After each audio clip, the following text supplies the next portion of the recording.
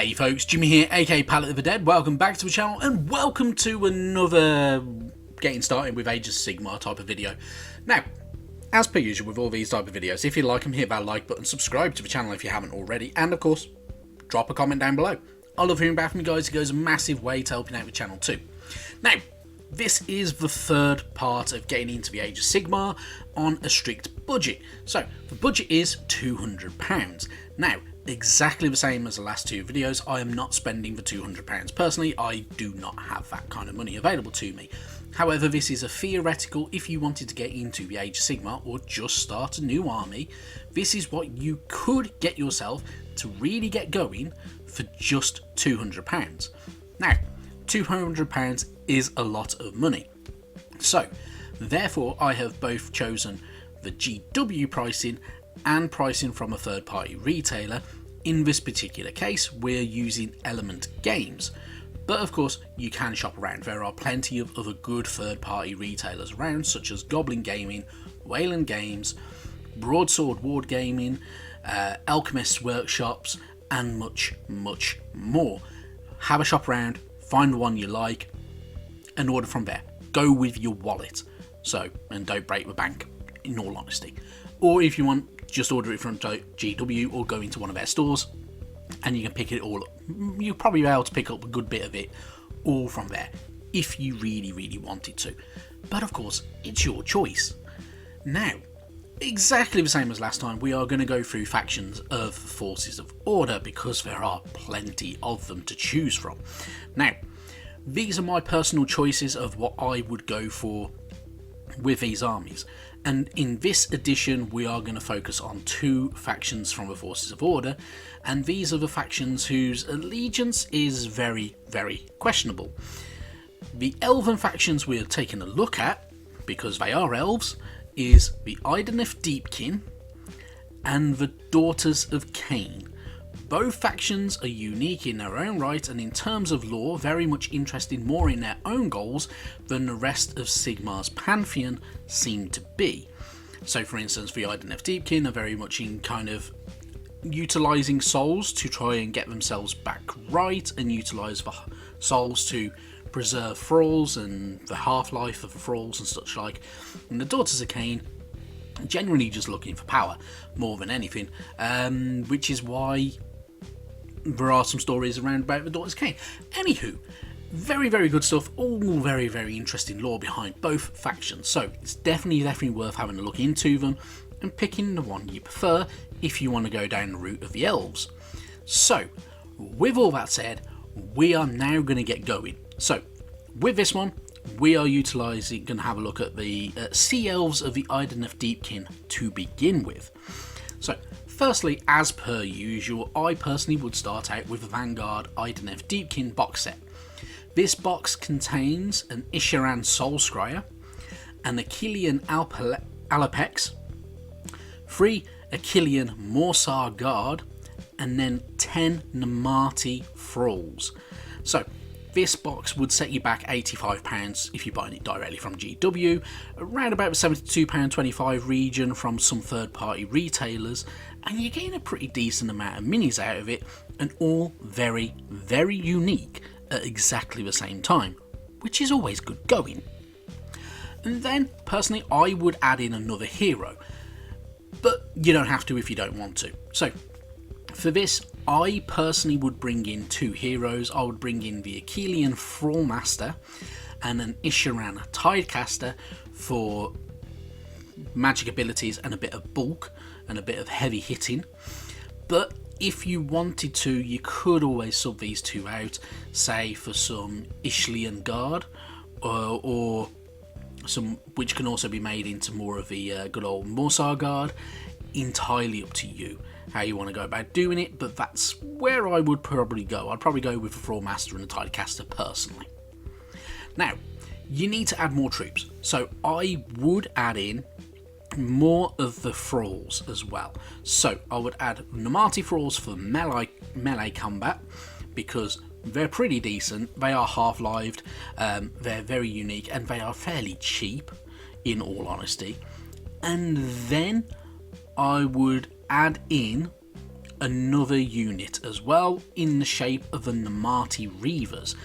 These guys are ranged, so they are more kind of arrows, but they are also half-life, they are thralls, but they just have that ability to utilise ranged combat, which is a lot better.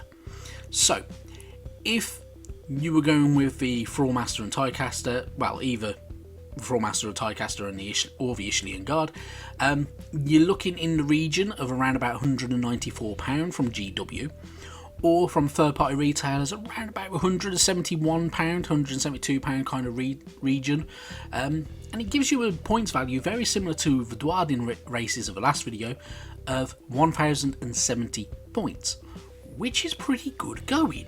So, it gives you a very, very good starting point for a new army, and they have a very unique look. I mean, if you're looking at things like the Alapex or anything like that, that's a very good unit, and it looks pretty nifty as well. I mean, who doesn't want an elf riding a giant shark? Because, you know, good fun. And then we're going to move over to the other elven race of the Daughters of Kane. So these elves who give themselves over to the bloodlust and who praise the god of murder, who is mostly embodied within Morathi, now that she's ascended to godhood, but, you know, lore of the elves is a much, much different video and a lot more complicated, so I'm generally not going to go into that in all honesty. Now, again, with this faction, the most sensible starting point that I can see is starting with Vanguard Daughters of Kane box, which contains 1 Melusai Iron Scale, 10 Witch Elves, 5 Bloodstalkers, and 5 Doomfire Warlocks.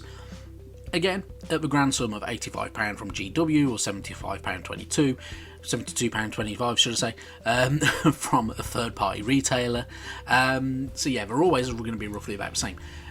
And it's still pretty decent, so that's a pretty good amount of models, so you're getting 21 minis out of it for 85 quid, which isn't too bad. Yeah, obviously it could be better if it was cheaper, but that is generally a pretty decent good going for the units you're getting.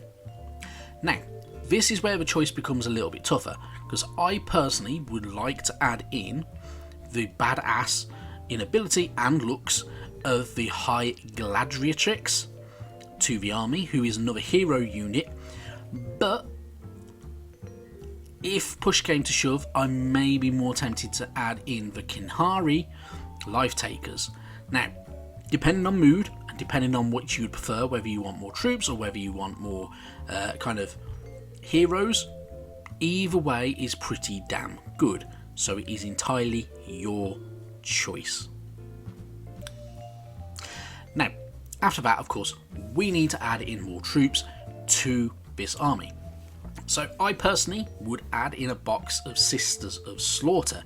This adds 120 points to the total of your army, and then, in all honesty, I would probably add in the Melusai Blood Sisters, which is just because they look like they have stepped straight out of Greek mythology, more than anything.